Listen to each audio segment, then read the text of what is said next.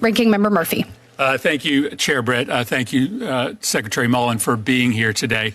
Mr. Secretary, I think you were crazy to have taken on this job, but at your confirmation hearing, you did promise that you would get DHS out of the headlines. We took you at your word, but nothing has really gotten better. In fact, you spent the first 2 months of your tenure threatening to suspend international arrivals in states represented by Democrats. Not only would that throw our entire air travel system into chaos, it's completely illegal, which underscores the main issue of this hearing. The reason why Democrats and Republicans were not able to find agreement on the underlying DHS appropriations bill. When President Trump came into office, ICE's budget was $10 billion. Today, with the obscene cash infusion this Republican Congress has given your agency, ICE's effective annual budget is now 11 times that, $115 billion. And with these real estate deals and these contractor deals, at times the agency seems to be lighting this money on fire. But for this committee, that should be unacceptable, because the money that is being wasted, it is earned by plumbers and security guards and teachers. They entrust it to us to spend it wisely. We swear an oath when we arrive here to assure that their money is not used to fund unconstitutional or illegal behavior. Every single day, this agency is violating the Constitution and the law. This cannot continue. For Congress to approve of this budget, you must assure us that this Sherman's march of illegality ends.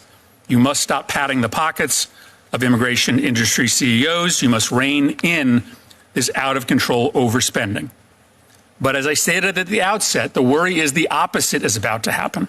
You are reportedly considering suspending international arrivals at airports in states represented by Democrats.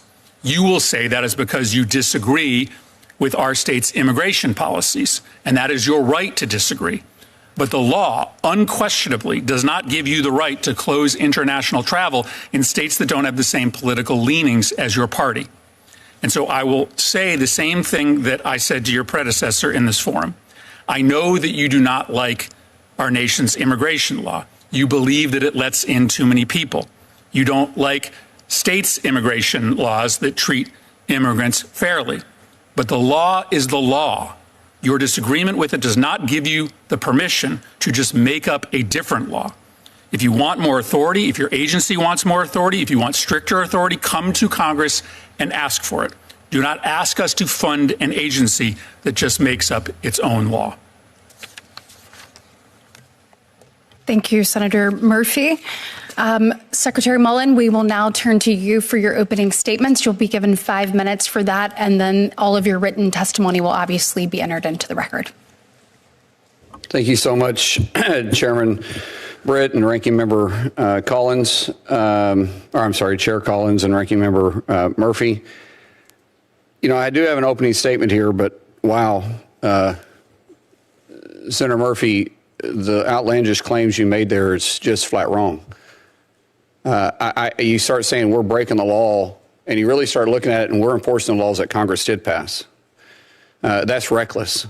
When you start saying it's unconstitutional, what's unconstitutional that we're doing? We swore to uphold the Constitution, just like you swore to uphold the Constitution. For you to throw my 275,000 employees underneath DHS and with a broad stroke like that is reckless and irresponsible on your part. We're doing the job that Congress gave us the authority to do. And our men and women out there every single day is enforcing the laws. If you don't like the laws, you can change them. We're not picking and choosing which laws we enforce. We're simply enforcing the law, period, full stop. When you throw out reckless terms and you start referring to our agents as being dangerous, unconstitutional, and lawless, that's why our agents' death threats are up by 8,000%. I know that's not what you want, but your political theater, that's what it causes. When you start looking at assaults on our officers, they're up by 1,300%. Senator Murphy, is that what you want? I don't think it is. I really don't. But I understand the political theater. I understand wanting to get sound bites. And that was obvious because the whole time he was giving your testimony, he wasn't looking at me. He was looking at a camera. I get that. I get it. If you have bigger political ambitions, fine. Just say it. But don't do it at the expense of my officers. We want to really talk about funding. You haven't funded my officers. CBP and ICE has been willing to do the job for free. Why? Because of a reckless administration. Prior to President Trump coming in and saving America, you had a reckless administration that was destroying America by letting millions of illegals into our country.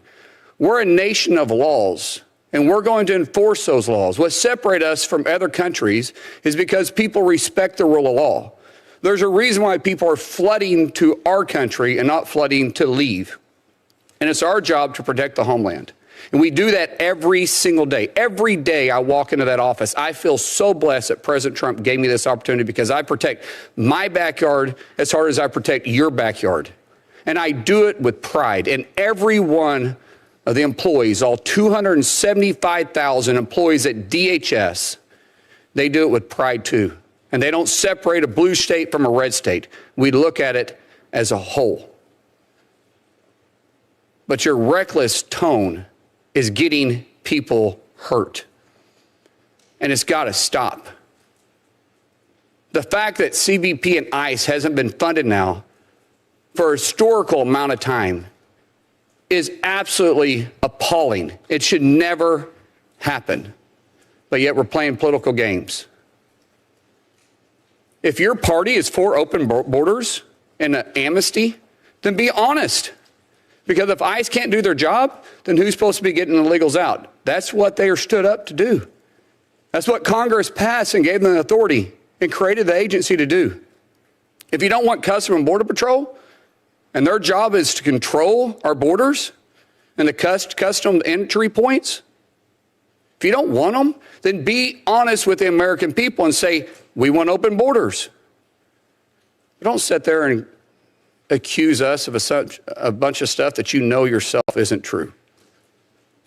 Now, I'll go back to this. It's an honor to sit here in front of you. I take it with great pride to be Secretary of the Department of Homeland Security. And I'm surrounded with great men and women every single day I walk into that office. Regardless of what you say or some other people say, we're doing a great job. And we have a zero-fail mission, and we take that to heart every day. And one of the people that I'm surrounded with is Troy Edgar, my deputy. I couldn't do my job without the people around me. And so thank you, Senator Britt, and thank you, Ranking Member Murphy, for allowing him to be up here with us. Because some of the questions he may be better suited answered. With that, I yield back.